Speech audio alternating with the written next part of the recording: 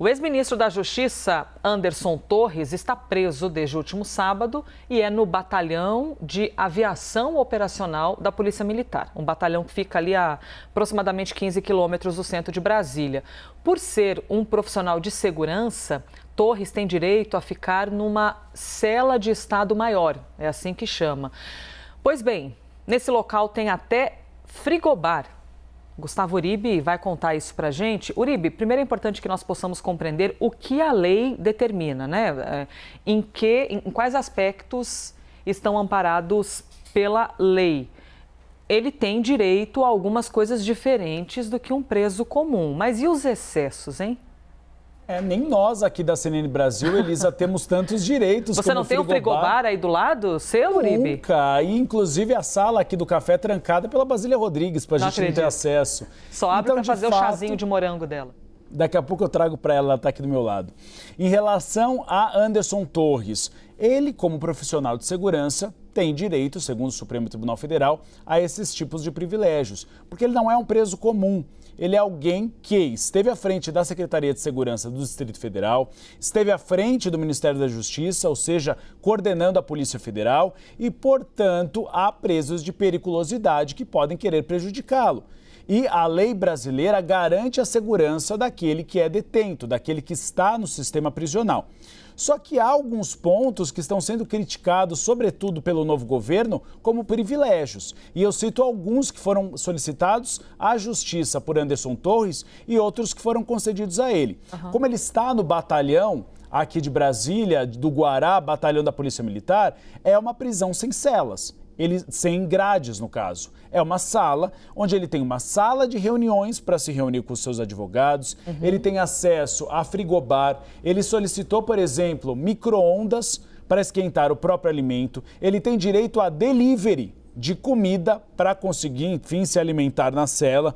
Alguns outros benefícios, instalação de televisão, que foi feita para que ele esteja, neste período, no batalhão da Polícia Militar, e alojamento com banheiro. Então, são alguns benefícios que ele teria direito por estar em Estado Maior, pela sua própria segurança e porque ele ainda não foi condenado. Ele está preso preventivamente por causa das investigações. Isso que eu ia confirmar com você. Ele está preso preventivamente, então ele está numa... A gente pode chamar de um espaço adaptado, visto que o batalhão não é habitualmente um local para ter algum preso preventivamente? Justamente, é uma pré-prisão para que haja as investigações. Mas a gente consegue ver a diferença de Anderson Torres com aqueles bolsonaristas que foram presos, que ficaram naquela espécie de acampamento no ginásio da Polícia Militar. Lá as condições não eram as mesmas. Lá não tinha televisão, lá não tinha delivery, lá não tinha micro-ondas. O alimento era entregue a eles como era comprado pelo sistema penitenciário do Distrito Federal.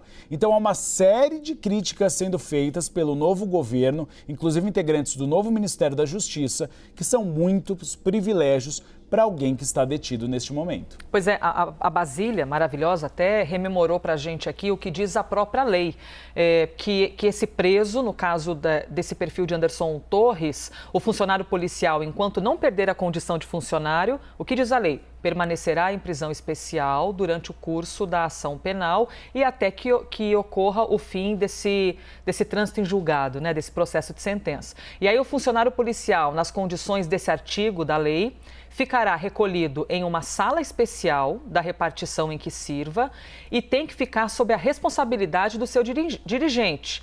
E não pode sair da repartição, por exemplo, sem expressa autorização do juízo a cuja disposição se encontre. Então, o que a gente observa, Uribe, por causa do currículo de Anderson Torres, ele tem alguns direitos diferentes do que boa parte dos brasileiros.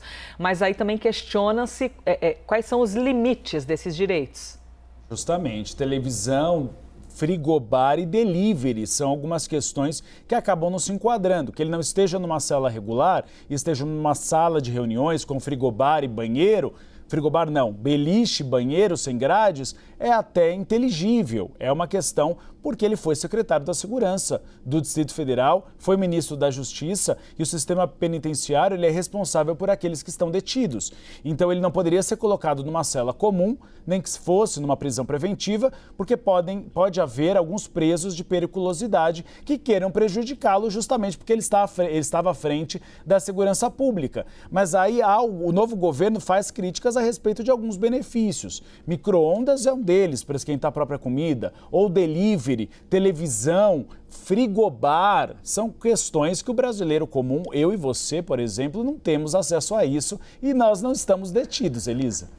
Deixa eu chamar a Basília aqui para conversa. A Basília que alertou a gente também sobre esses dados da lei, bem interessante, né? O trabalho jornalístico, gente, por isso que assim, assista jornal, ouça as fontes, ouça os fatos, né? Porque é sempre expandir o conhecimento diariamente por aqui. E Basília, nisso que você lembrou a gente da lei, ainda diz que caso termine o processo de julgamento e ocorra uma sentença e essa figura em questão permaneça presa, ela deve ficar em uma dependência isolada dos demais presos e também, mesmo tendo de estar nesse sistema disciplinar e penitenciário, com alguns benefícios diferentes de outros presos. É uma lei da década de 60 que mostra que o preso que tem um currículo especial por ser policial, não fica preso junto a outros detentos, né? Ele só vai mesmo para uma cela comum quando houver o trânsito em julgado, quando o que é acusação vira de fato a imputação de um crime. Então ele de investigado, ele vira um condenado pelo que está sendo acusado. Mas eu queria trazer também para o debate uma outra percepção sobre como eles até mudam o vocabulário da forma de se referir a esse espaço onde Anderson Torres está preso, por se tratar de um preso especial.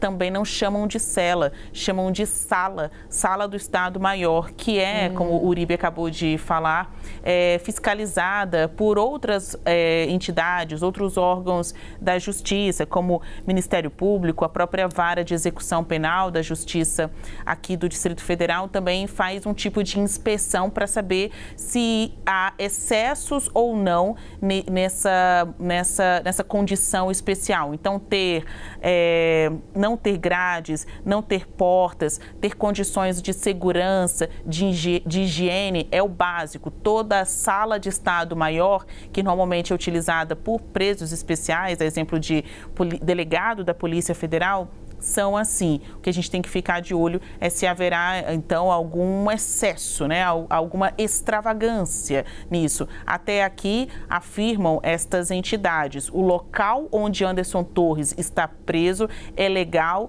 e não extrapola em nada a lista o cheque ali de salas especiais para presos especiais. Existe um batalhão aqui dentro da Papuda para isso, só que como ele não foi levado para lá, está como uma forma de não mantê-lo no complexo onde há outros presos, né, de mais alta periculosidade, eles improvisaram ali dentro do batalhão da Polícia Militar no Guará esta sala que virou cela, mas não chamam assim, né, chamam de Sala de Estado-Maior.